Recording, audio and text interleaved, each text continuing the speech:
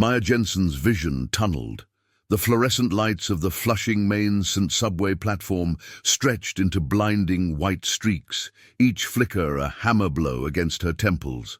She gripped the cold steel of her blueprint tube, knuckles white, the lightweight paper feeling impossibly heavy in her trembling hands. Another skipped meal, another late night hunched over CAD drawings, another rush-hour commute on the packed 7 train.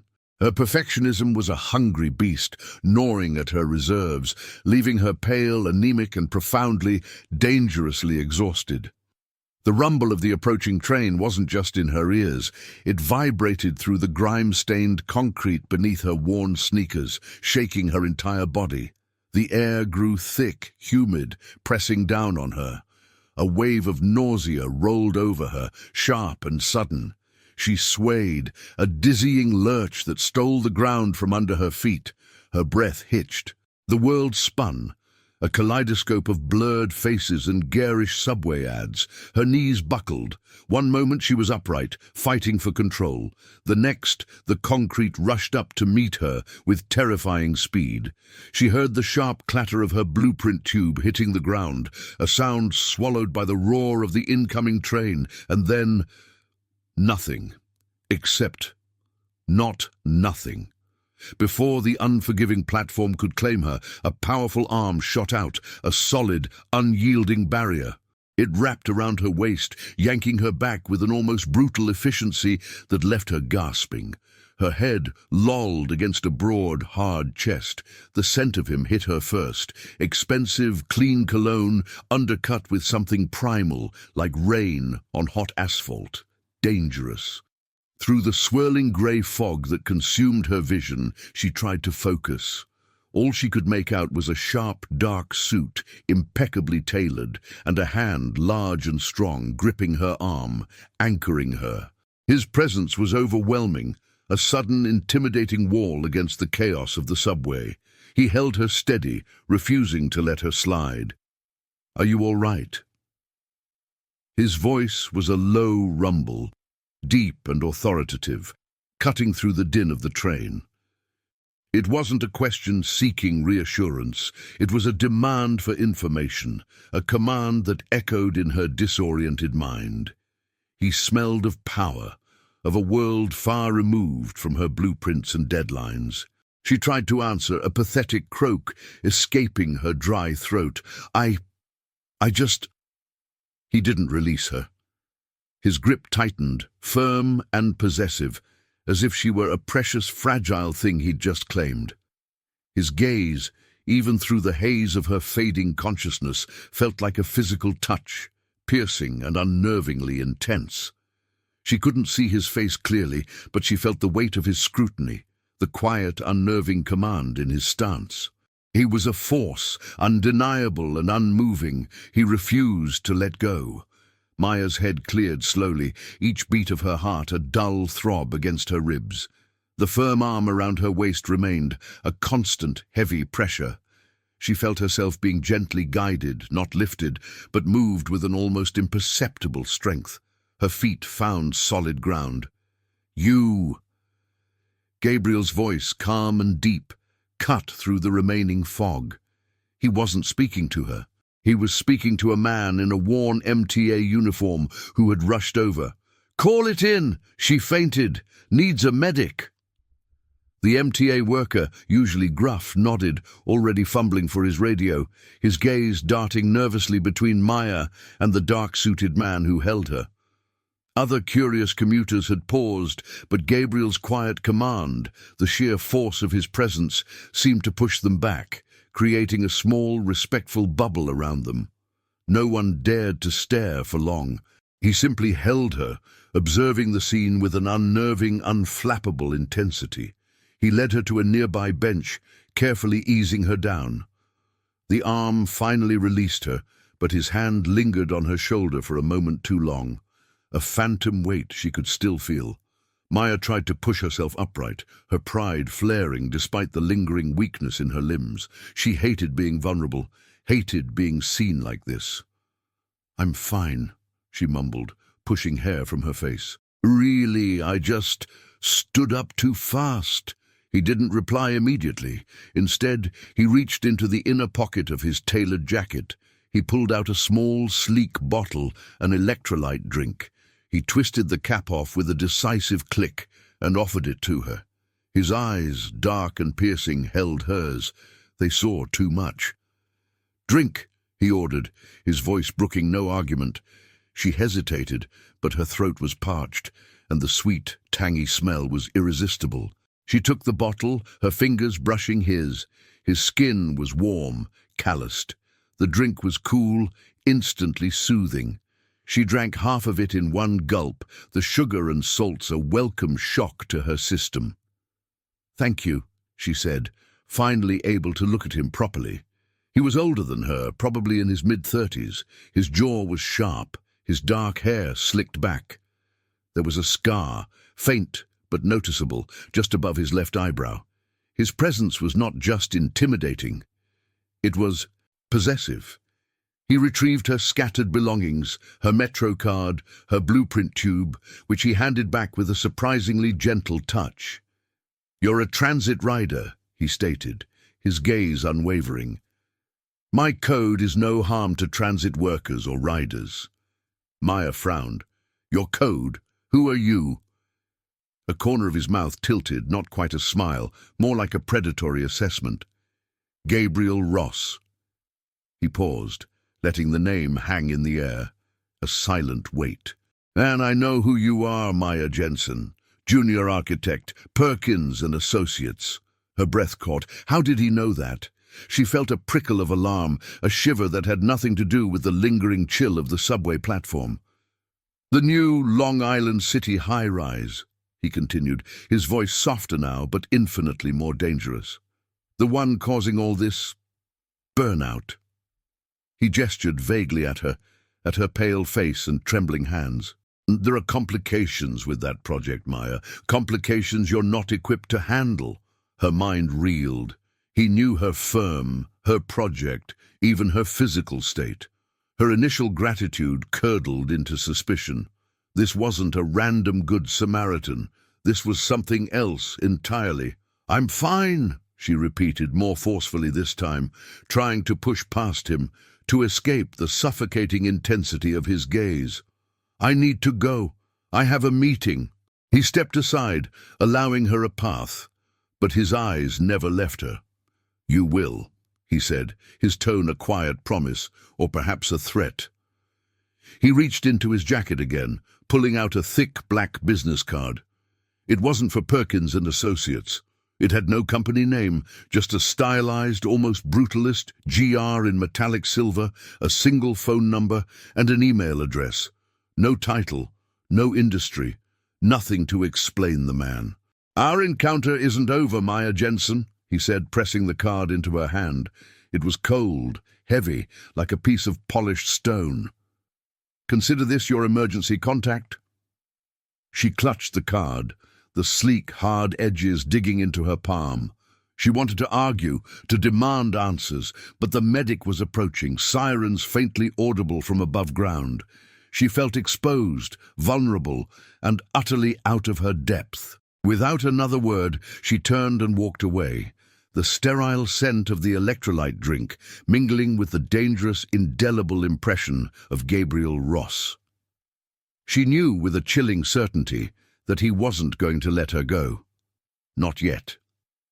Maya Jensen buried herself in the familiar comfort of her workspace, the scent of fresh blueprints and strong coffee a temporary shield against the memory of Gabriel Ross. She'd thrown herself back into the Long Island City high-rise project with a vengeance, working longer hours, as if sheer exhaustion could erase the unnerving encounter. But every time her eyes fell on the sleek black business card, still tucked guiltily under her keyboard, a shiver traced down her spine. His face, sharp and unreadable, flashed in her mind. His voice, a low rumble of command, echoed in her ears. He knew too much. She tried to rationalize it. Maybe he was a private investigator or some kind of civic watchdog, but the casual way he'd known her firm, her project, her name, it felt less like an investigation and more like an established truth he'd always possessed. The project itself, Her dream started to feel off. Deadlines tightened, snapping at her heels with impossible speed. Her project manager, usually meticulous, seemed to wave through changes from the developer with a frantic urgency that didn't sit right. A request came in to swap out a specific, high-grade waterproofing membrane for a cheaper, less effective alternative, citing cost efficiencies that made Maya's architectural instincts scream. Then, a sudden, unexplained acceleration of the excavation phase, pushing the groundbreaking timeline up by weeks, bypassing critical environmental impact assessments. She flagged her concerns, drafting careful emails, citing regulatory codes, but her warnings were met with dismissive replies. "Just push it through, Maya. Developer wants it done yesterday." The unease grew, a cold knot in her stomach. It felt like her beautiful, carefully crafted blueprints were being warped, twisted into something else entirely. She was building a shadow. Her phone vibrated, a jolt against her desk. It was an unfamiliar number, but the stylized GR that appeared on her screen before the digits clicked into place made her heart skip a beat. "Gabriel." She hesitated, then answered, her voice tight. "Jensen," she said, trying for professional distance.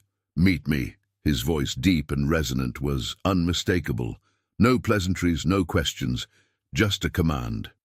"Long Island City, Gantry Plaza State Park, sunset. Don't be late." The line went dead before she could protest. He was testing her, she knew it, testing her obedience, her nerve, but a morbid curiosity, mixed with a growing sense of dread about her project, compelled her. She couldn't ignore him. Not when he knew so much. She arrived at Gantry Plaza State Park just as the sun dipped below the Manhattan skyline, painting the East River in fiery hues of orange and purple. Gabriel was already there, leaning against a railing, a dark silhouette against the brilliant sky. He wasn't in a suit today, but a tailored dark jacket and a fitted shirt that emphasized the breadth of his shoulders. His presence was a magnet, drawing her gaze despite herself. He turned as she approached, his eyes, dark as midnight, locking onto hers. They held no warmth, only an intense, assessing scrutiny that made her feel utterly transparent. "You came," he stated, a faint approval in his tone. "You gave me no choice," she retorted, resentment warring with a strange, undeniable tremor. He didn't argue. He simply gestured to the half-built skeletal structures of new towers rising around them. "Your project. Beautiful on paper, isn't it?"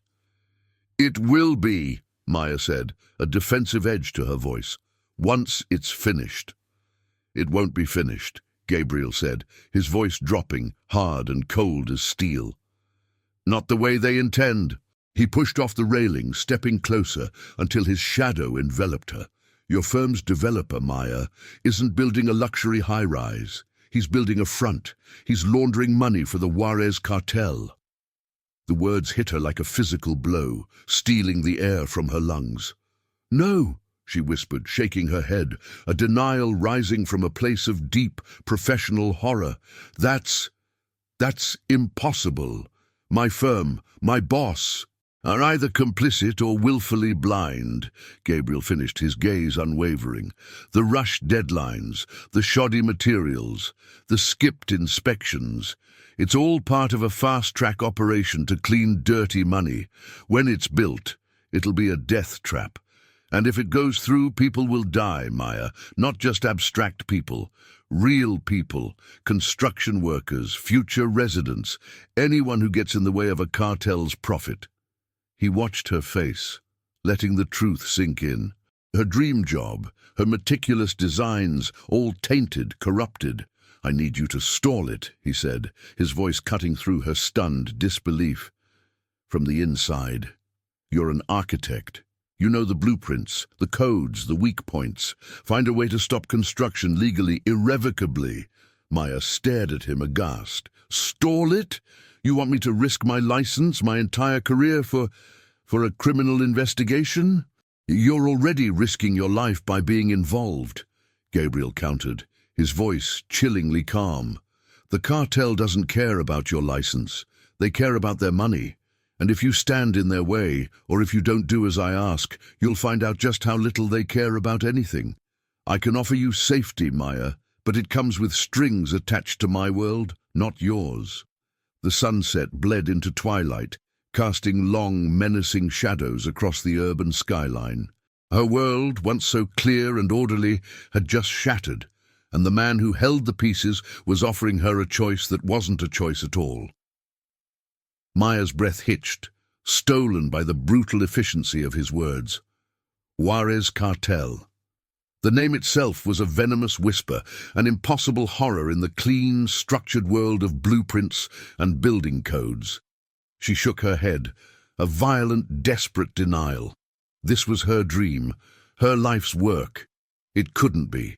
No, she choked out, the single word a frail shield against the monstrosity he'd just unveiled. You're wrong. My firm is reputable. My boss. He wouldn't.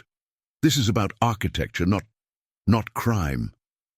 Her voice trembled, betraying the terror clawing at her throat. Losing her license was a death sentence for her career.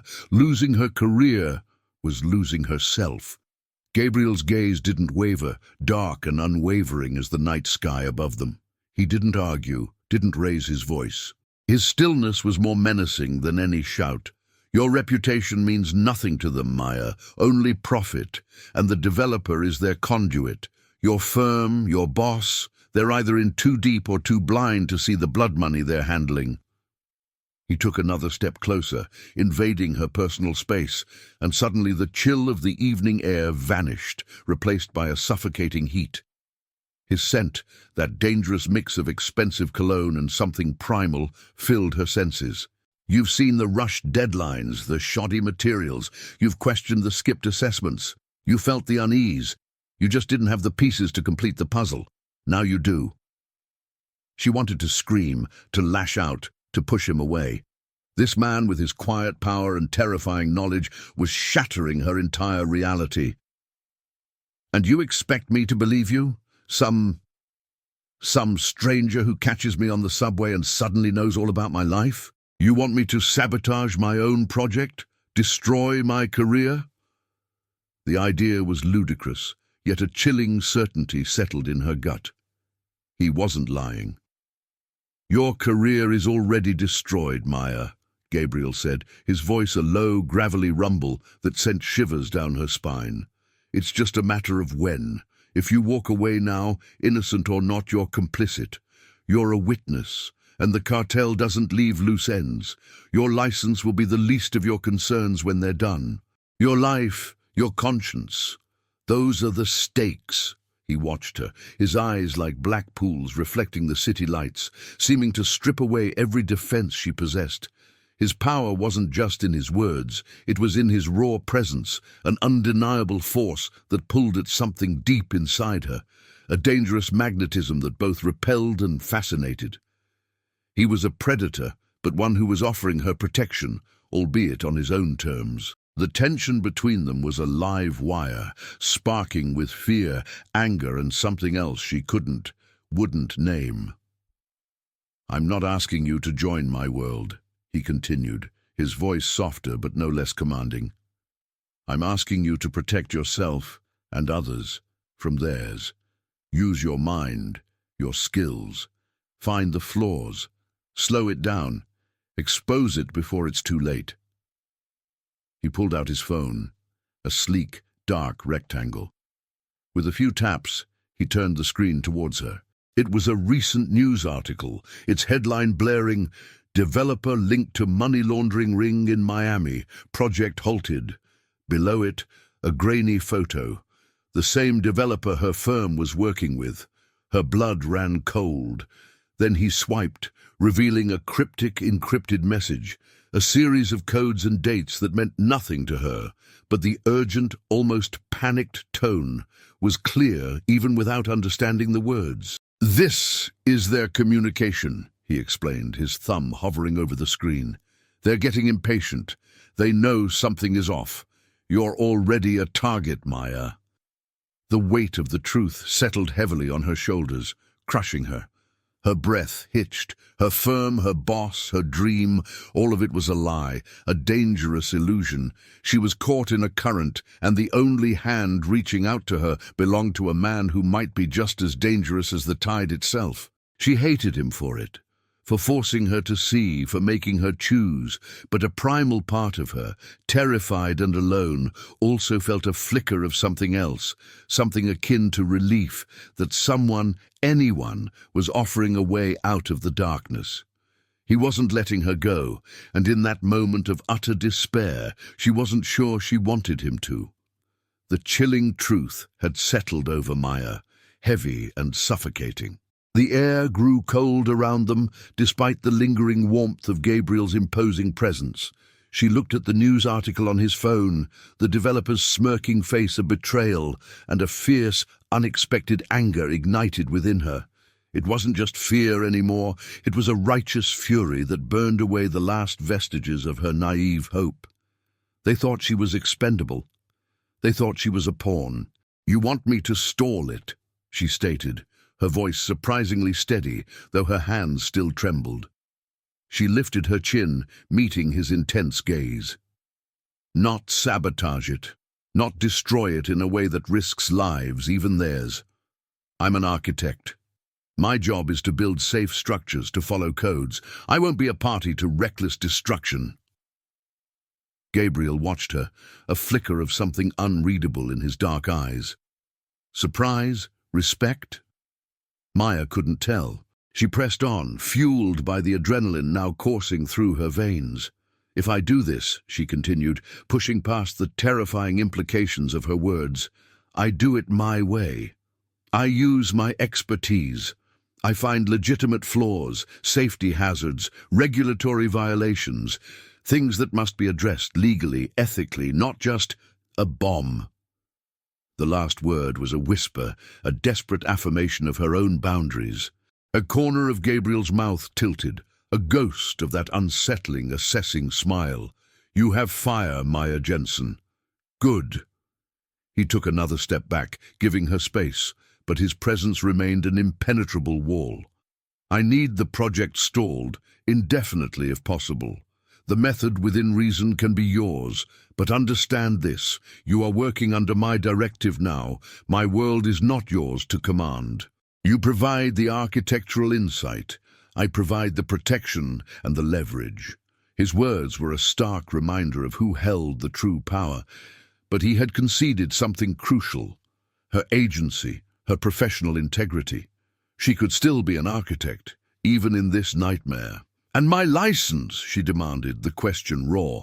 "What happens when this implodes, when everyone realizes I was the one finding all these flaws?"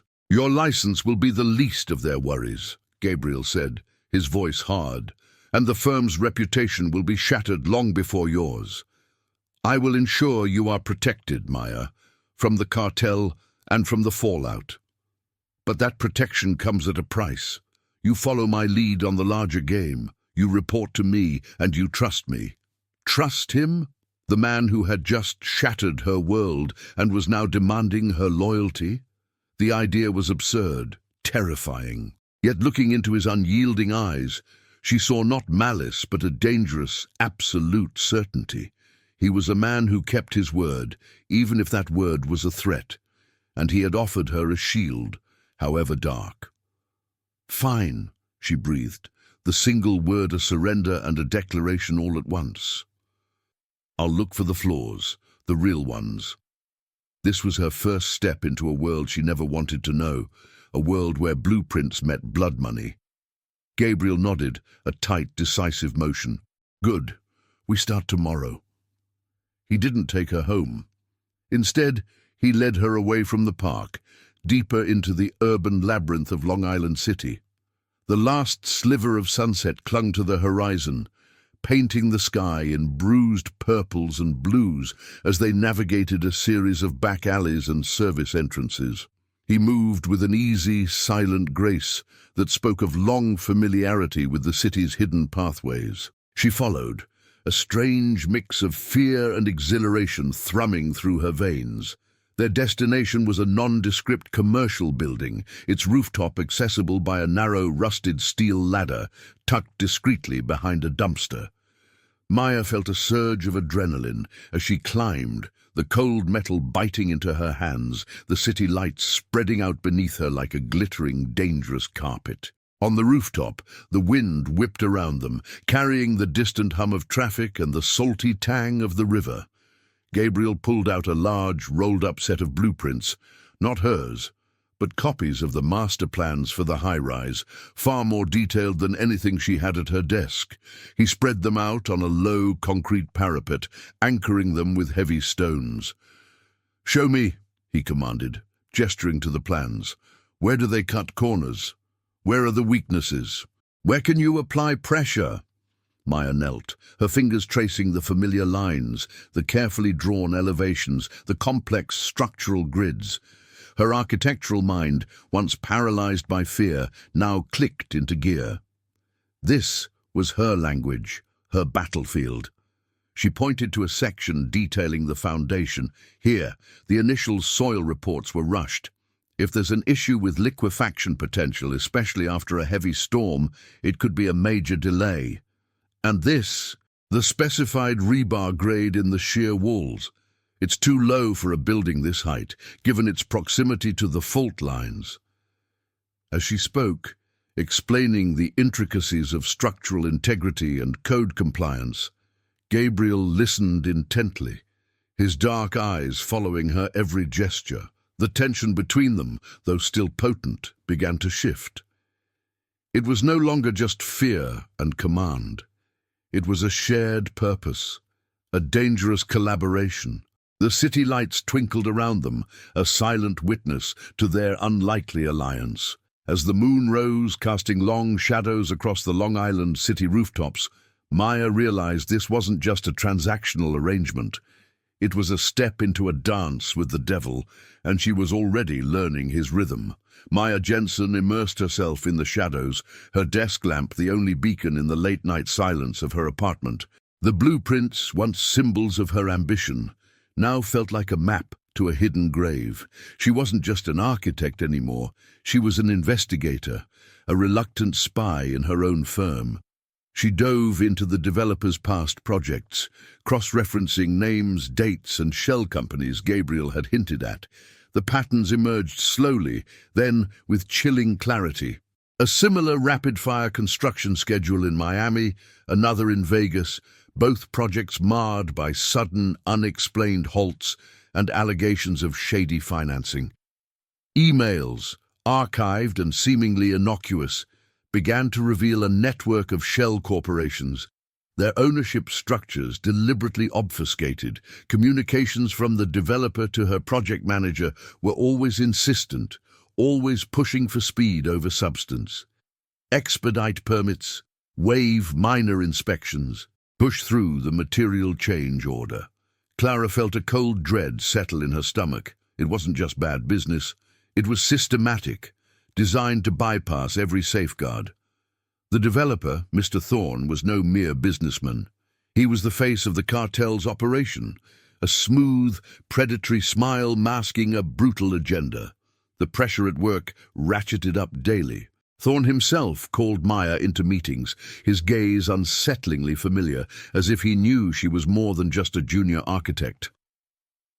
"Any new issues you found, Miss Jensen?" he'd ask, his voice dripping with false concern, a thinly veiled threat. He pushed for impossible construction deadlines, dismissing her carefully researched concerns about the structural integrity of the facade panels, the substandard concrete mix. "We don't have time for academic debates, Maya," he'd sneer, his impatience a palpable heat. She felt the cartel's shadow lengthening, its unseen hand reaching for her, demanding she fall in line. Gabriel was a phantom. His presence felt more than seen. A terse text message would arrive, always at the most opportune or most terrifying moment. "They're accelerating. You need to move faster." Or, "Thorne knows you're asking questions. Be careful." Sometimes, when she left the office late, she'd catch a glimpse of a dark car across the street, its engine idling before it melted back into the city night. He was watching, always watching. His warnings were sharp, direct, leaving no room for argument, demanding a pace that frayed her nerves. The constant tension, the fear of discovery, began to eat at her. Was Gabriel truly protecting her? Or was she just a tool, a means to an end in his dangerous game? His promises of non-interference with her professional integrity felt increasingly fragile. She remembered his initial command, his claim of ownership. She decided to test him. During their next clandestine rooftop meeting, as she meticulously outlined a critical flaw in the HVAC system that could trigger a significant delay, she proposed an alternative, slightly less impactful but quicker method to flag the issue.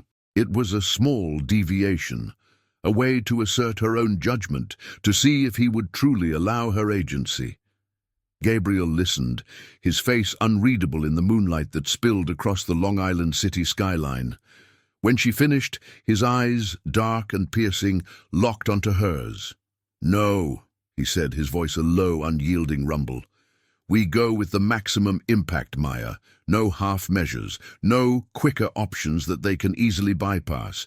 This isn't about your convenience, it's about stopping them. My protection extends only as far as your compliance. Do you understand?" The air crackled with unspoken tension. His answer was a stark reminder of the dangerous hierarchy, of the fragile line between protection and control. She understood. Her world was still his to command, even as she fought to reclaim a piece of herself.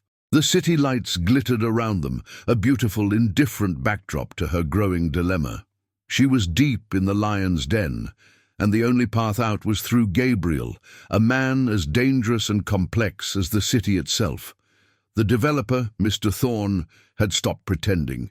His calls were no longer veiled suggestions, but outright demands, his voice a silken menace that coiled around Maya's throat. He cornered her in the deserted hallway after a late meeting. His eyes, usually calculating, now held a glint of something cold and dangerous. "You're a talented architect, Miss Jensen," he purred, too close, his expensive cologne suddenly cloying. "It would be a shame for all that potential to go to waste. A shame if certain issues with your recent performance reviews were to surface, or if your, shall we say, fragile health were to become a problem for your career." He let the words hang in the air, a clear echo of her subway collapse, a blatant reminder of her vulnerability. He knew her weaknesses, and he wasn't afraid to exploit them. Projects like ours demand absolute loyalty, absolute silence. Maya felt a fresh wave of terror, cold and absolute. His words were a direct threat, not just to her license, but to her future, her very person. The pressure was suffocating. Every report she flagged, every question she asked, felt like painting a target on her back. She couldn't keep doing this. She couldn't keep walking this tightrope between Thorne's escalating threats and Gabriel's unyielding demands. Gabriel's world was a magnet for danger, and by extension, so was she. Maybe if she cut ties, if she became invisible, she could escape. She stopped answering Gabriel's calls, letting them go to voicemail, each insistent buzz a spike of anxiety. She skipped their next scheduled rooftop meeting, inventing a last-minute site visit that never happened. She immersed herself in the most mundane, innocuous tasks, hoping to appear compliant, to fade into the background. She just wanted to be Maya Jensen, junior architect, again, even if it meant burying her conscience. She wanted out. She wanted to separate herself from him, from this dangerous, intoxicating world he represented. Her attempt at independence proved disastrous. The very next day, as she left the office, Thorne's black sedan was waiting. It wasn't just parked, it edged slowly alongside her as she walked, a silent, menacing shadow. The tinted window lowered, revealing Thorne's face, a predatory smirk stretching his thin lips. "Get in, Miss Jensen. We need to talk about your continued disruptions." Panic seized her. This wasn't a veiled threat anymore. It was an abduction, She froze, her heart hammering against her ribs, her mind racing for an escape. She couldn't get in that car. She knew with chilling certainty that if she did, she might never come out. Before she could even formulate a desperate refusal, a large, dark SUV, seemingly out of nowhere, swerved sharply and cut off Thorne's sedan. The sudden, aggressive maneuver forced Thorne's driver to brake hard, jolting the car to a stop. The passenger door of the SUV flew open, and Gabriel Ross stepped out, a dark, formidable presence. He didn't look at Thorne. His eyes, cold and sharp, were fixed solely on Maya. He walked straight to her, his hand closing around her arm with a familiar, possessive grip that was both terrifying and, in that moment, a desperate anchor. He didn't speak, but his gaze was a silent question, an unspoken reprimand for her foolish attempt to go it alone. He simply stood there, a solid, unmoving wall between her and Thorne's car, his back to the developer, conveying a message clearer than any words. She is mine. She is protected. Thorne, bristling, leaned out of his window. Ross, what is the meaning of this?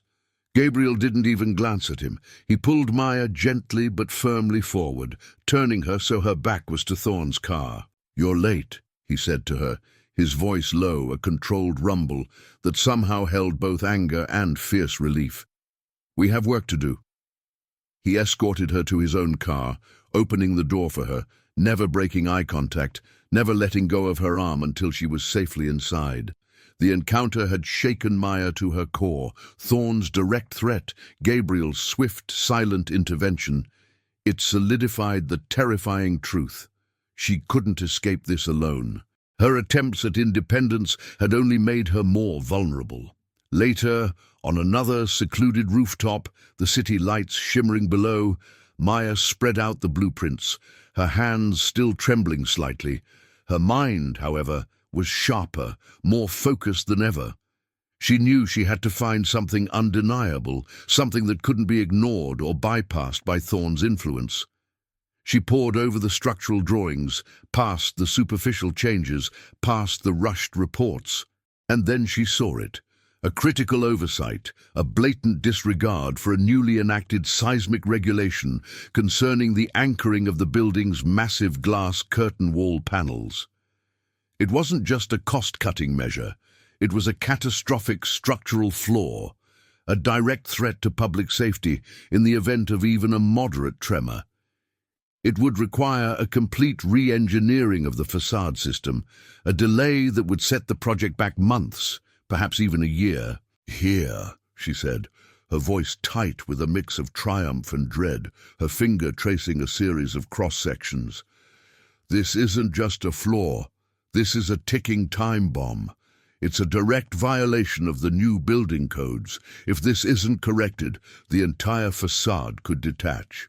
It was the blueprint of danger, a legitimate, undeniable reason to stall the project, and a temporary reprieve from the cartel's murderous timeline. She had found their weakness, and in doing so, she had bound herself even tighter to Gabriel Ross. Maya's breath hitched, the memory of Thorne's car, his predatory smirk, still a cold knot in her stomach. She hated the fear, hated the weakness.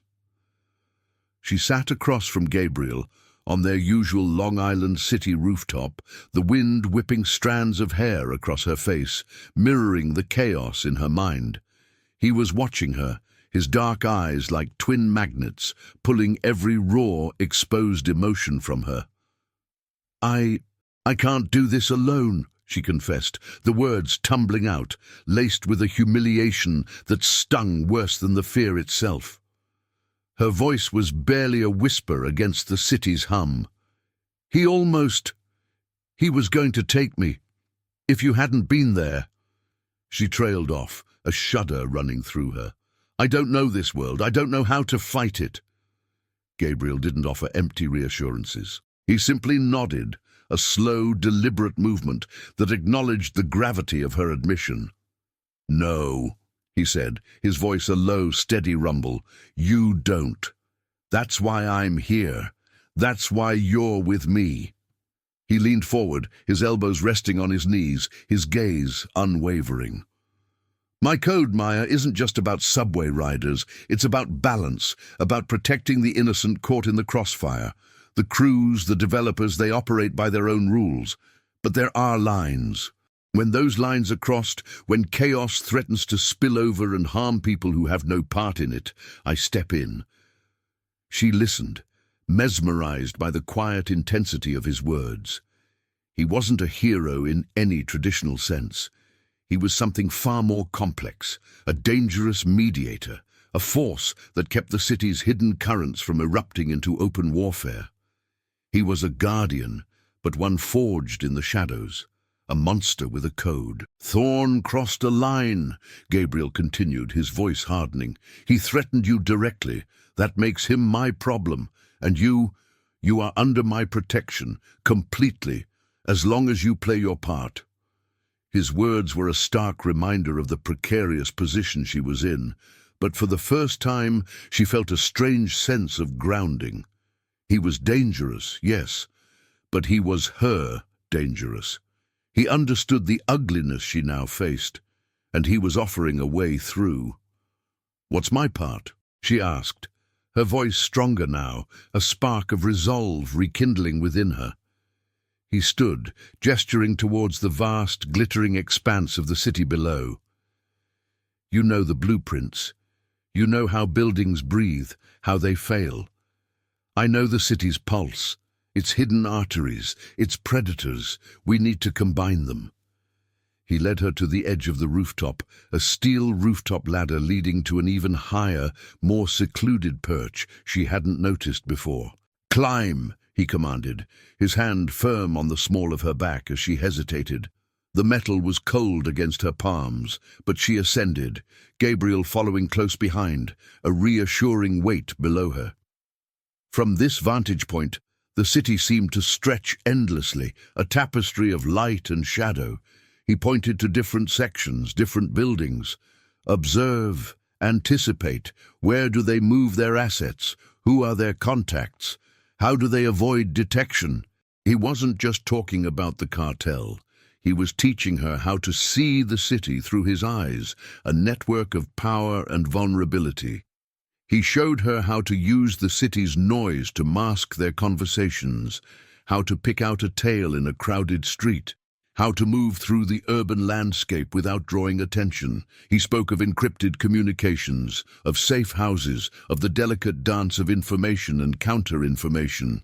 He taught her to notice the subtle shifts in construction schedules, the unusual patterns of material deliveries, the sudden changes in personnel.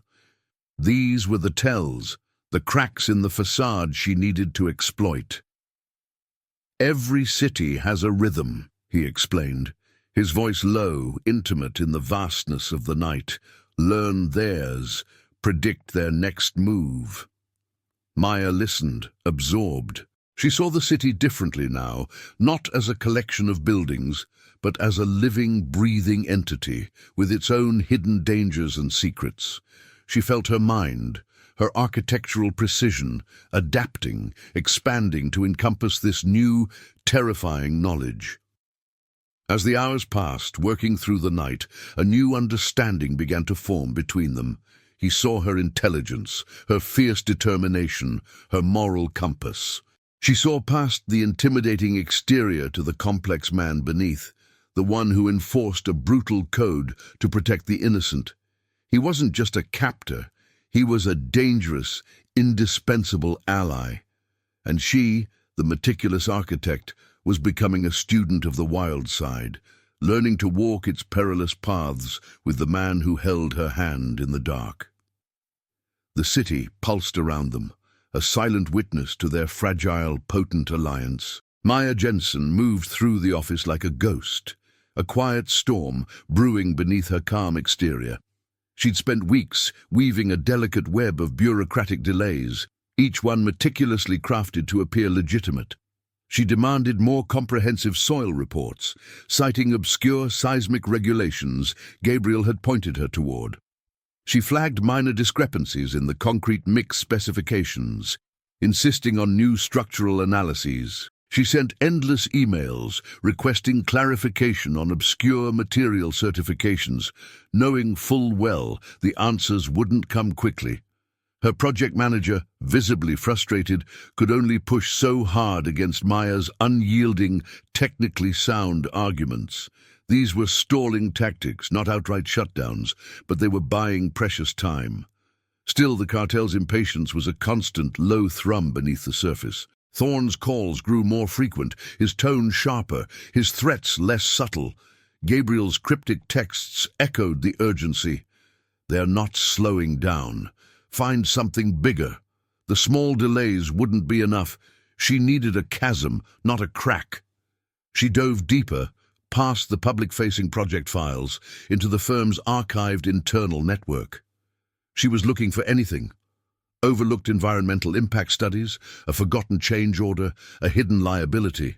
Days blurred into nights, her fingers flying across the keyboard, her eyes scanning endless spreadsheets and outdated memos. She felt like an archaeologist, digging through layers of corporate history, searching for a fossilized truth. Then she found it. It wasn't in the project folder. It was buried deep within the HR archives, an email thread dated from just after her initial hiring, almost a year ago. The subject line was innocuous. New junior architect assignment. Her breath hitched. She clicked, her heart thudding a frantic rhythm against her ribs. The first email was from her boss, David Vance, to Mr. Thorne. Subject, New Junior Architect Assignment Thorne. As discussed, Maya Jensen has accepted the junior architect position. She's bright, a perfectionist, and eager to prove herself. Crucially, she's new blood, no deep ties within the firm. Perfect for your Long Island City project. Consider her expendable, should any unforeseen complications arise. We'll keep her focused on the technical aspects, away from the financing. Regards, David. The screen blurred. Maya blinked, then read it again and again. Each word was a poisoned dart, striking deep. Expendable. That single brutal word echoed in the silent office, louder than any shout. Her boss, David Vance, the man who had praised her talent, mentored her, promised her a future. He had knowingly assigned her to a project designed to implode, a project that put her life and career at risk because she was an easy sacrifice. Her dream job, her pride, her hard work, all of it had been a calculated deception, a carefully laid trap. She wasn't a valued employee, she was a disposable asset, a human shield. The betrayal was a physical blow, stealing the air from her lungs, leaving her cold and hollow. The anger, when it came, was a volcanic eruption, scalding her from the inside out. It wasn't just about the cartel anymore. It wasn't just about saving innocent lives or even protecting her license. This was personal. They had used her. They had planned for her downfall. A fierce, unyielding resolve hardened within her. The fear that had been her constant companion began to recede, replaced by a cold, burning determination. She wasn't just stalling anymore. She wasn't just following Gabriel's orders. She was fighting for herself, for her integrity, for justice against those who had so casually deemed her expendable. Her firm, her boss, Thorne, they would all pay. Maya Jensen would not be discarded. She would expose them all. Maya Jensen's fury was a cold, sharp blade, honed by betrayal. The word expendable echoed in her mind, fueling a resolve that burned away every last vestige of fear. Her boss, David Vance, and Thorne had miscalculated. She wasn't a pawn to be sacrificed. She was an architect, and she would weaponize every line, every code, every detail of her expertise against them. This wasn't just about stalling anymore. It was about dismantling their entire rotten operation from the inside out, piece by agonizing piece. She attacked the blueprints with a new intensity, her mind a steel trap. The facade's seismic anchoring, the one she'd previously identified as a critical oversight, was now her primary target. She didn't just look for flaws. She looked for undeniable catastrophic liabilities. She cross-referenced the current structural plans with outdated city seismic zone maps, digging into obscure historical records of minor tremors that had impacted the area decades ago. She found a critical stress point, a junction where the building's rigid core met its flexible curtain wall system, a point of catastrophic failure if the new, stricter seismic codes weren't rigorously applied. Thorne's cheap materials and rushed approvals meant they had ignored it entirely. Gabriel, true to his word, became her silent, indispensable partner. She still worked from her apartment, but now his encrypted messages buzzed with information she couldn't have accessed through legitimate channels. Check file 3B7. It's a dormant LLC, used previously for similar acquisitions. Or focus on the material sourcing for the lower support beams. There's a discrepancy in supplier names. He didn't tell her what to find, but where to look, providing a flashlight into the dark corners of their operation. He gave her access to a secure, anonymized portal, a digital backdoor to municipal databases and archived building permits that would have taken her weeks, if not months, to legally request. He trusted her implicitly, allowing her to take the lead on the technical aspects, a silent acknowledgement of her unique power. With Gabriel's whispered guidance, Maya started connecting the dots. The same seemingly unrelated shell companies, the ones he'd hinted at, kept reappearing. A company named Cityscape Logistics was listed as the supplier for the substandard concrete mix. Urban Solutions Group signed off on the rushed foundation reports, and Metropolitan Holdings, a company with no public record of construction experience, was the official owner of the project, receiving vast sums from Thorne's primary development firm. Each of these companies, she discovered, traced back to a single obscure P.O. box in the Cayman Islands, and a network of directors whose names rotated like a revolving door. It was a shell game, intricate and deliberate, designed to obscure the true source of the money and evade every layer of regulatory oversight. The cheap materials, the ignored codes, the rushed schedules, it all made horrifying sense. They weren't trying to build a safe, lasting structure. They were trying to build a temporary conduit, a physical manifestation of laundered cash, ready to be dissolved and forgotten as soon as the money was clean. The rage that had settled in her chest now burned with a cold, focused fire. She meticulously documented every connection, every discrepancy. The seismic flaw in the facade, combined with the documented use of substandard materials, the lack of proper permits for crucial structural components, and the outright fraud of the shell companies, it wasn't just a collection of issues. It was an irrefutable case for a full shutdown, a legal and ethical implosion that would expose Thorne and his cartel connections to the Department of Buildings, the city, and the world. She felt a strange kinship with Gabriel during these long, silent nights, a shared purpose that transcended the fear and the danger. He didn't micromanage. He facilitated. He trusted her brain, her hands, her unyielding integrity to find the truth, even as he guarded her from the wolves circling their prey. The city lights blurred outside her window, a silent testament to the dangerous game they were playing, a game she was now determined to win. The air in the office crackled with an almost physical tension. Thorne's demands were no longer just calls, they were relentless, vitriolic emails, each one a fresh assault. Progress is unacceptable, Jensen. We will not tolerate further delays. The deadlines, already impossible, were now being pulled even tighter, snapping around her like a noose. Her project manager, a defeated sigh in human form, simply avoided her gaze, pushing new, unrealistic schedules onto her desk. Maya felt the net tightening, the walls closing in. Every shadow seemed to hold Thorne's predatory eyes. Every late night, she felt the cartel's unseen hand reaching for her, demanding she fall in line, demanding she disappear. Gabriel was her anchor in the storm, a dangerous, reassuring shadow. He was often just a presence, a flicker of dark movement in her peripheral vision as she left the office, a brief, encrypted text that cut through the noise. "They're getting desperate. Accelerate your findings."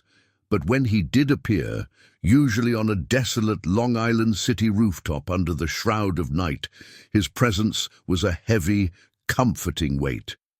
He didn't ask if she was okay. He simply knew. His silence was a shield, his gaze a promise of protection that defied the chaos swirling around them. Maya meticulously compiled her final report, her fingers flying across the keyboard, then painstakingly arranging the printed pages. This wasn't just a collection of documents. It was her life's work, her ethical stand, her weapon.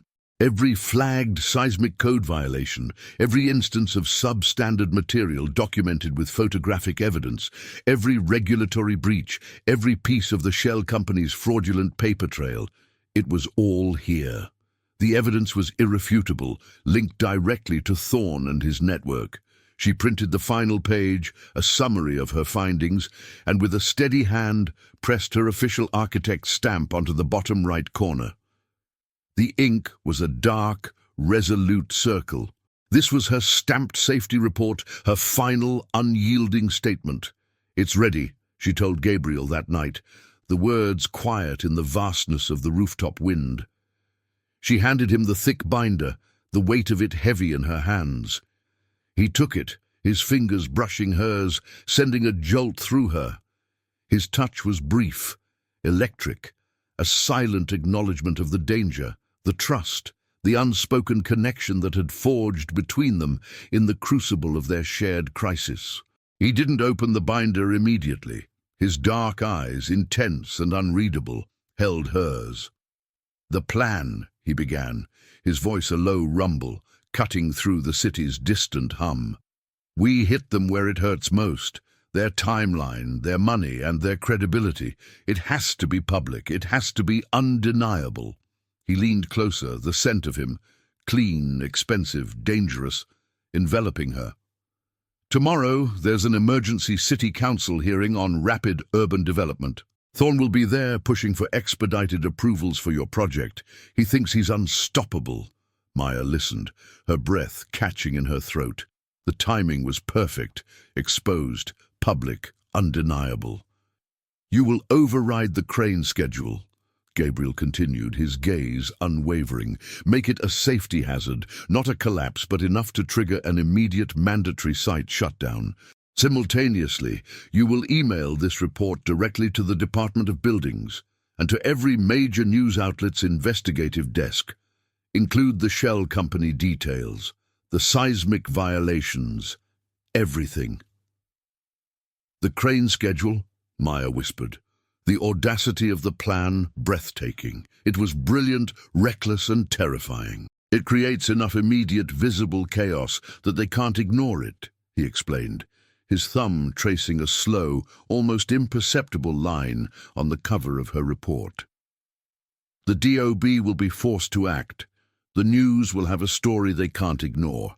It forces their hand, and it outs the shell company, exposing their entire laundering operation." The weight of it settled on her. Her actions, her choices, would trigger a chain reaction that would either save lives or consume her. Fear coiled in her stomach, cold and sharp, but beneath it a strange, fierce exhilaration pulsed. She was ready. He reached out, his hand gently cupping her jaw, his thumb brushing over her cheekbone. His touch was unexpectedly tender, a stark contrast to the rough edges of his world. His eyes searched hers, a silent question in their depths.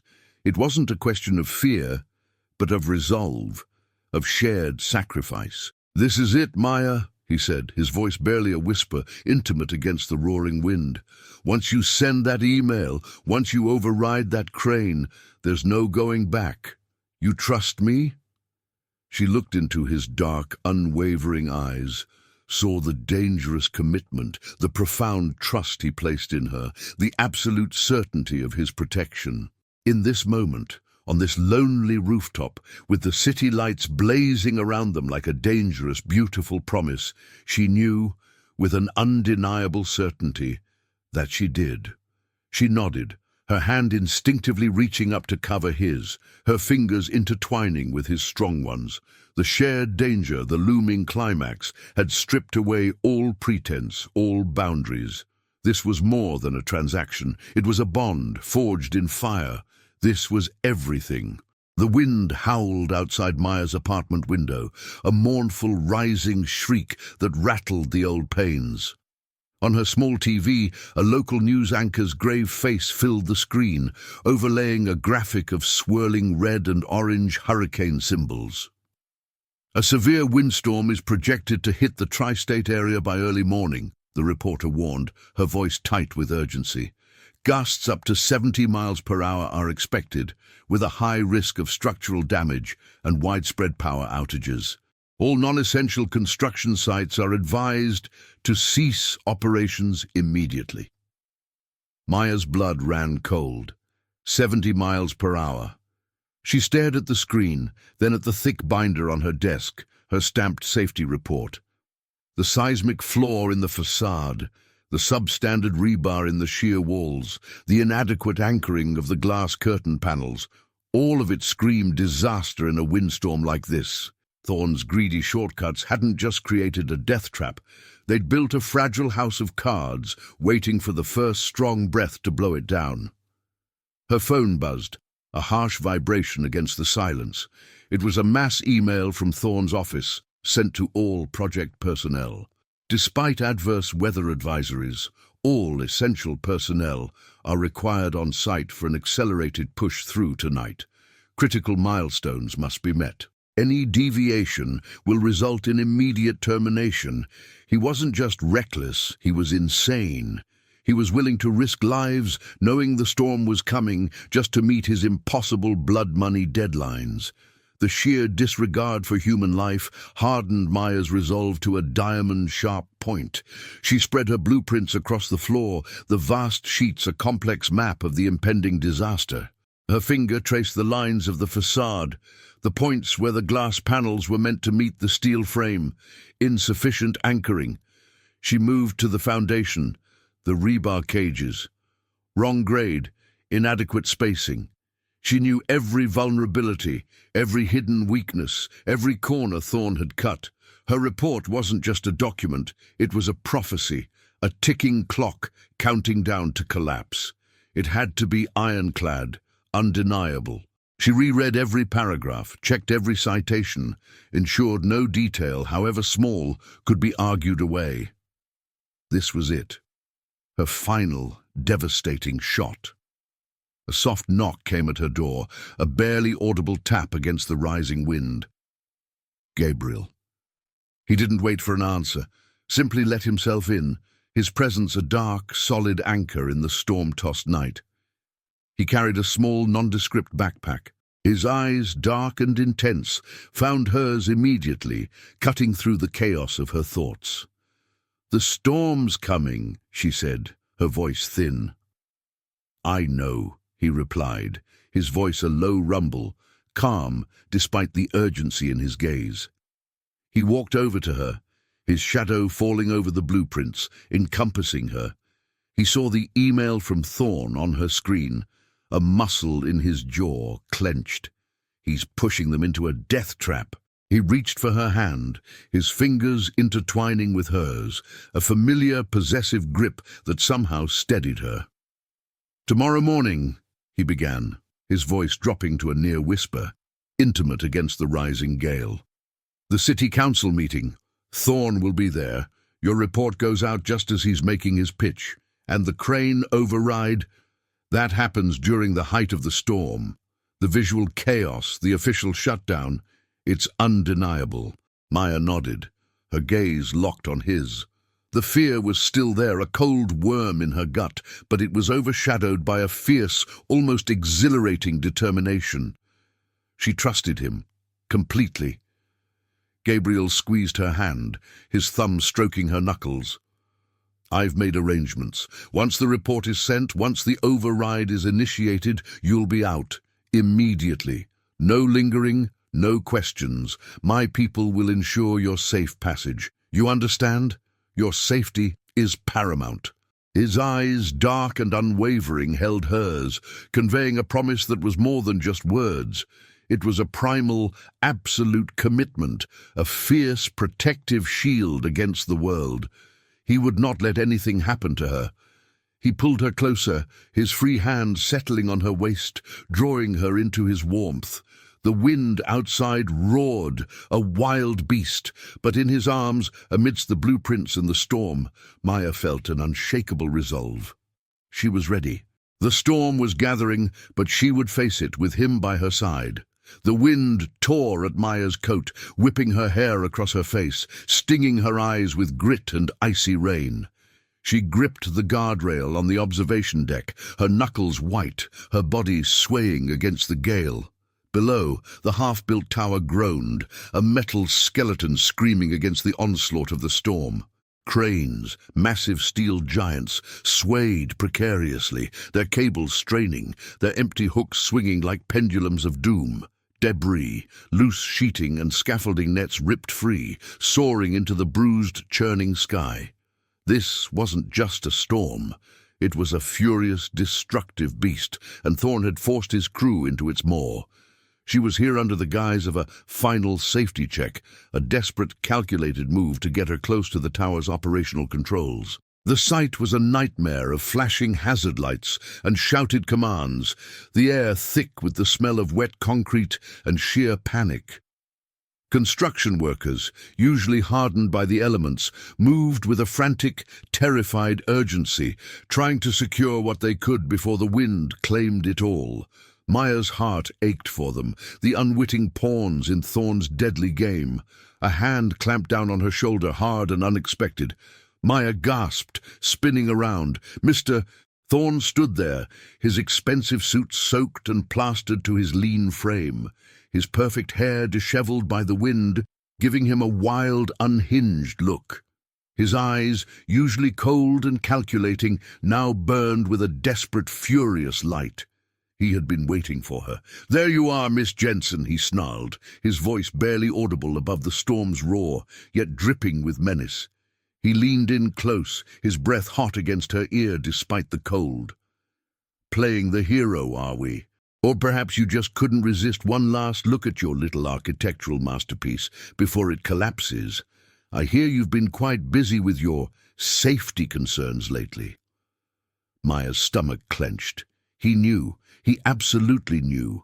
The HR email, the stalling tactics, the report, all of it. "The project is unsafe, Mr. Thorn," she shouted back, forcing her voice to be steady, even though a cold dread was creeping up her spine. "The storm is making it worse. You need to shut down operations now. People are going to get hurt." He laughed, a harsh, humorless sound that was swallowed by the wind.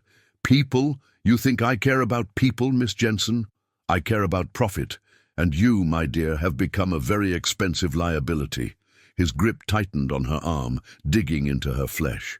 "Your little emails, your little report. Do you really think anyone will listen to a junior architect who just fainted on the subway? No one will believe you, Maya, and by the time they do, it will be too late." He started to pull her, his strength surprising, dragging her away from the control panel she desperately needed to reach. "Let's go, Miss Jensen. We're going to have a nice, long talk in a very private place." His eyes gleamed with a predatory satisfaction. This wasn't just about stopping her. It was about making her disappear. She struggled, her heels skidding on the wet concrete, but his grip was like iron. She felt a surge of pure, unadulterated terror. This was it. This was where her brave stand ended. Suddenly, a massive gust of wind roared, shaking the entire deck. A piece of metal sheeting ripped from the half-built structure above them, spinning wildly towards them. Thorn cursed, letting go of Maya for a split second as he ducked for cover. That split second was all she needed. Before Thorn could recover, a dark, powerful figure materialized out of the swirling rain and wind. Gabriel. He moved like a force of nature himself, a dark blur against the grey chaos. He didn't hesitate. He simply stepped between Maya and Thorn, his broad back a solid, impenetrable wall. Thorn straightened, his face contorted with rage. "Ross, what the hell are you doing here?" Gabriel didn't even glance at him. His eyes, dark and piercing, found Maya's, a silent question in their depths.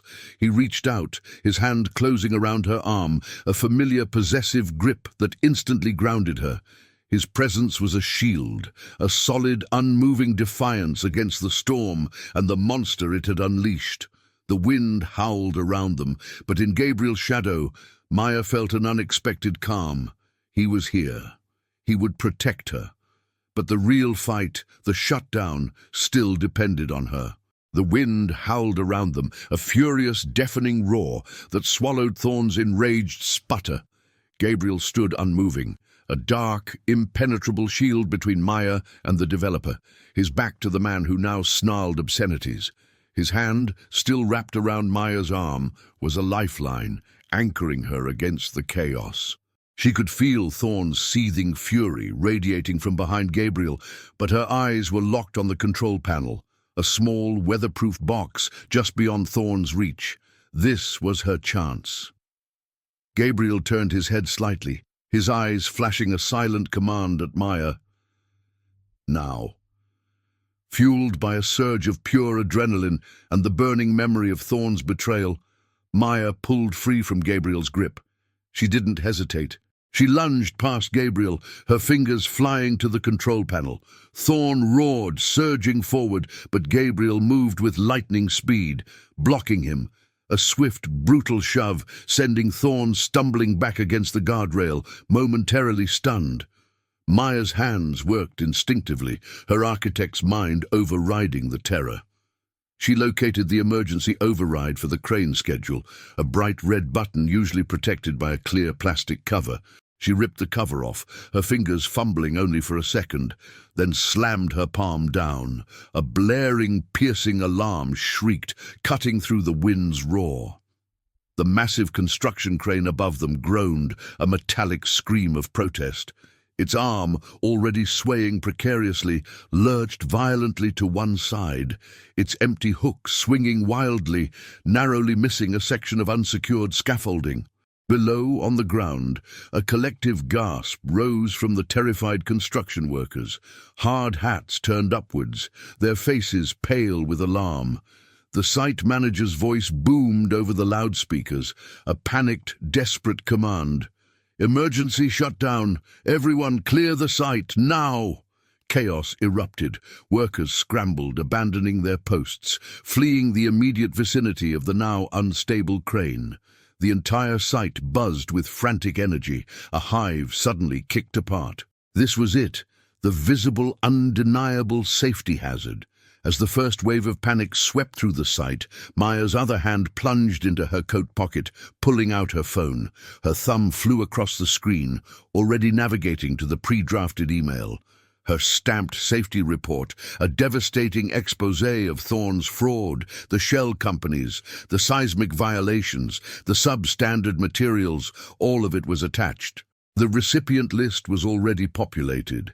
Department of Buildings, City Council oversight, every major news outlet's investigative desk. Her finger hovered over the send button, a moment of terrifying finality. This was her point of no return. She looked at Thorn, who was now grappling with Gabriel, his face a mask of incandescent rage, sputtering incoherently. He saw her, saw the phone in her hand, and his eyes widened in dawning horror. He knew exactly what she was doing. Expendable. The word burned in her mind. Maya pressed send. A rush, cold and exhilarating, surged through her veins. It was done. The email was out, rocketing through the digital ether, carrying with it the truth. Sirens, distant at first, then rapidly growing louder, began to wail from the streets below, a rising chorus of official response. The city was waking up to Thorn's crimes. Red and blue lights began to flash at the site entrance, cutting through the driving rain. Thorn let out a guttural cry, abandoning his struggle with Gabriel, his eyes fixed on Maya, pure venom in their depths. He lunged, a desperate, animalistic attack, but Gabriel was faster. He caught Thorn, a swift, brutal movement that spun the developer around, slamming him against the guardrail with a sickening thud. Thorn slumped, momentarily incapacitated. Gabriel didn't waste another second. He grabbed Maya, his hand closing around her arm with a familiar, possessive grip. "Go!" he commanded, his voice a low, urgent rumble against her ear. He pulled her not gently, but with a decisive, unyielding force, away from the screaming crane, away from the flashing lights, away from the collapsing operation. Maya stumbled, her legs feeling like jelly, but she kept moving. The wind pushed against her, the rain lashed her face, but Gabriel was a solid, unwavering force beside her, pulling her through the chaos. Her heart hammered, a frantic drum against her ribs, a mix of terror and triumph. Thorn's empire was crumbling, exposed by her hand. The shell companies were outed, the blood money was stopped. As they reached the edge of the observation deck, descending a hidden service staircase, Gabriel knew Maya risked one last look back. The entire construction site was now a scene of utter pandemonium. Emergency vehicles swarmed, their lights strobing through the rain. Thorn was on his knees, surrounded by official figures, his perfect suit ruined, his face a mask of disbelief and utter unbridled fury. His world had imploded. Gabriel pulled her into a waiting, unmarked car, pushing her gently into the back seat. He slid in beside her, his body a warm, solid presence. The car sped away, leaving the chaos behind. Maya leaned back, trembling, exhausted but alive. She had done it. She had faced the monster, and she had won. Her hand, still tingling from the adrenaline, clutched the phone. The crane was silenced. The cartel's game was over, and she, Maya Jensen, was finally free. The world outside Maya's temporary safe house in a quiet, anonymous Brooklyn brownstone was a maelstrom of breaking news. Her phone, buzzing incessantly with notifications, painted a vivid picture of the chaos she had unleashed. Long Island City high-rise halted amidst cartel laundering allegations, screamed one headline. Junior architect stamped safety report exposes developer's fraud, proclaimed another, her name now irrevocably linked to the scandal. The Department of Buildings had issued a full shutdown order, citing catastrophic safety violations. Mr. Thorn was in custody, his face plastered across every screen, a picture of impotent fury. The Juarez cartel's money laundering operation was disrupted, its shell companies exposed. People had been saved. A profound exhaustion settled over Maya, bone deep and heavy, but beneath it a strange, exhilarating lightness bloomed. She had done it. She had faced the monster, and she had won. Her old firm, Perkins and Associates, was in disgrace, its reputation shattered, its complicity laid bare. David Vance, her boss, had been arrested for conspiracy and fraud. The dream she had chased with such single-minded devotion lay in ruins, but it was a necessary destruction, a cleansing fire. Her license miraculously was safe. Her proactive exposure of the fraud, her meticulous report, had not only stopped the project, but had also exonerated her, framing her as a whistleblower, not an accomplice. Her career path, however, was irrevocably changed. The corporate ladder, once her guiding star, now seemed a trivial, tainted climb. She looked out the window at the grey Brooklyn skyline, so different from the glittering, dangerous Long Island City she had come to know. Who was she now? Not just a junior architect. She was a woman who had stood against a cartel, who had found her voice in the heart of a storm, who had chosen integrity over ambition. She felt raw, stripped bare, but also powerful, resilient. The Maya Jensen who had fainted on a subway platform was gone. Gabriel sat across from her in the dimly lit living room, a silent, watchful presence. He wasn't demanding, wasn't commanding. He simply was. He had arranged this safe house, ensured her anonymity, shielded her from the immediate fallout. He hadn't asked her to make a single call, hadn't pressured her to speak to anyone. He just brought her food, coffee, and sat, a dark, reassuring anchor in her swirling thoughts. He offered stability, a future, but did not dictate it. She watched him, the sharp lines of his face softened by the quiet light. His world was dangerous, violent, a place of shadows and ruthless power. It was a world she had glimpsed, a world that had almost consumed her, but it was also the world he had navigated to protect her, to allow her to reclaim herself. He met her gaze, his dark eyes intense, unreadable, yet holding a depth of understanding she had never encountered. He didn't speak, but the question was there, hanging unspoken in the air between them. What now, Maya Jensen? She took a deep breath, the air filling her lungs with a strength she hadn't known she possessed. She had faced down a cartel, shattered her old life, and emerged, not unscathed, but whole. She had found her own power, and now she would make her own choice. "Gabrielle," she said, her voice clear and steady, surprising even herself. "Your world. It's not mine. I won't be a pawn. I won't be controlled." A flicker, a ghost of a smile, touched his lips. He understood. He had seen her fight, seen her agency burn bright. But she continued, pushing herself to stand, walking towards him, her heart thrumming with a potent mix of fear and exhilarating certainty. "You protected me, you trusted me, you allowed me to do what was right my way." She stopped before him, looking down into his dark, unwavering eyes. "I choose this, Gabriel. I choose you." His hand reached out, strong and steady, cupping her cheek, his thumb tracing the line of her jaw.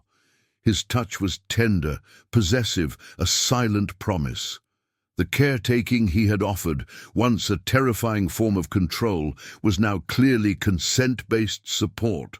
A shield offered, not imposed. She had set the terms, and he, the feared mediator, had accepted them. She leaned into his touch, a dangerous, exhilarating step into an unknown future, her hand reaching up to cover his, intertwining their fingers. The silence stretched, filled with a new, unspoken understanding. The world outside Maya's temporary safe house in a quiet, anonymous Brooklyn brownstone was a maelstrom of breaking news. Her phone, buzzing incessantly with notifications, painted a vivid picture of the chaos she had unleashed. Long Island City high-rise halted, amidst cartel laundering allegations, screamed one headline. Junior architect stamped safety report exposes developers' fraud, proclaimed another, her name now irrevocably linked to the scandal. The Department of Buildings had issued a full shutdown order, citing catastrophic safety violations. Mr. Thorne was in custody, his face plastered across every screen, a picture of impotent fury. The Juarez cartel's money laundering operation was disrupted, its shell companies exposed. People had been saved. A profound exhaustion settled over Maya, bone deep and heavy, but beneath it, a strange, exhilarating lightness bloomed. She had done it. She had faced the monster and she had won. Her old firm, Perkins and Associates, was in disgrace, its reputation shattered, its complicity laid bare. David Vance, her boss, had been arrested for conspiracy and fraud. The dream she had chased with such single-minded devotion lay in ruins, but it was a necessary destruction, a cleansing fire. Her license, miraculously, was safe. Her proactive exposure of the fraud, her meticulous report, had not only stopped the project, but had also exonerated her, framing her as a whistleblower, not an accomplice. Her career path, however, was irrevocably changed. The corporate ladder, once her guiding star, now seemed a trivial, tainted climb. She looked out the window, at the grey Brooklyn skyline, so different from the glittering, dangerous Long Island city she had come to know. Who was she now? Not just a junior architect. She was a woman who had stood against a cartel, who had found her voice in the heart of a storm, who had chosen integrity over ambition. She felt raw, stripped bare, but also powerful, resilient. The Maya Jensen who had fainted on a subway platform was gone. Gabriel sat across from her, in the dimly lit living room, a silent, watchful presence. He wasn't demanding, wasn't commanding. He simply was. He had arranged this safe house, ensured her anonymity, shielded her from the immediate fallout. He hadn't asked her to make a single call, hadn't pressured her to speak to anyone. He just brought her food, coffee, and sat, a dark, reassuring anchor in her swirling thoughts. He offered stability, a future, but did not dictate it. She watched him, the sharp lines of his face softened by the quiet light. His world was dangerous, violent, a place of shadows and ruthless power. It was a world she had glimpsed, a world that had almost consumed her. But it was also the world he had navigated to protect her, to allow her to reclaim herself. He met her gaze, his dark eyes intense, unreadable, yet holding a depth of understanding she had never encountered. He didn't speak, but the question was there, hanging unspoken in the air between them. What now, Maya Jensen? She took a deep breath, the air filling her lungs with a strength she hadn't known she possessed. She had faced down a cartel, shattered her old life, and emerged, not unscathed but whole. She had found her own power, and now she would make her own choice. "Gabriel," she said, her voice clear and steady, surprising even herself. "Your world. It's not mine. I won't be a pawn. I won't be controlled." A flicker, a ghost of a smile touched his lips. He understood. He had seen her fight, seen her agency burn bright. "But," she continued, pushing herself to stand, walking towards him, her heart thrumming with a potent mix of fear and exhilarating certainty. "You protected me. You trusted me. You allowed me to do what was right. My way." She stopped before him, looking down into his dark, unwavering eyes. "I choose this, Gabriel. I choose you."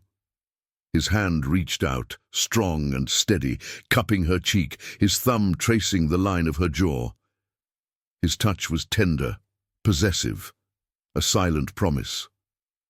The caretaking he had offered, once a terrifying form of control, was now clearly consent-based support, a shield offered, not imposed. She had set the terms, and he, the feared mediator, had accepted them.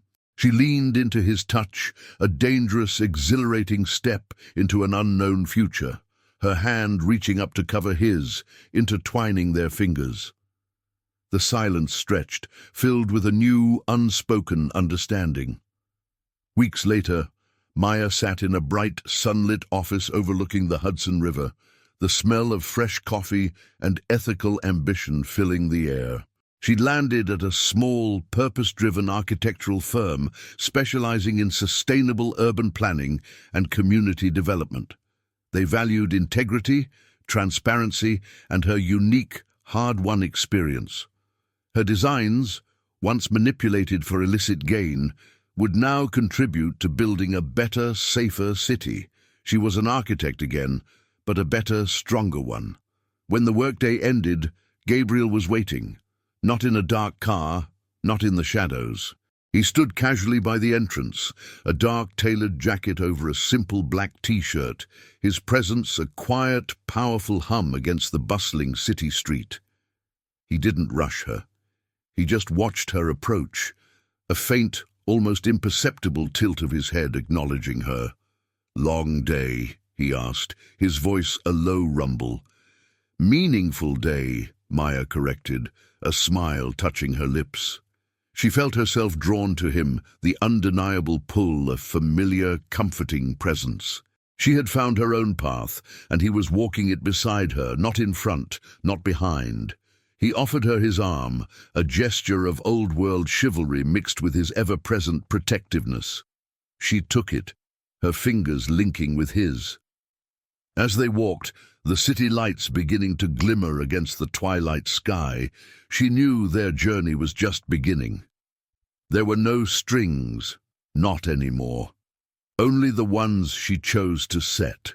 And for now, walking beside Gabriel Ross, the dangerous, complex man who had caught her when she fell and refused to let go, was exactly where she wanted to be. If you enjoyed the video, tell us where you're watching from and subscribe to the channel to keep up with our content.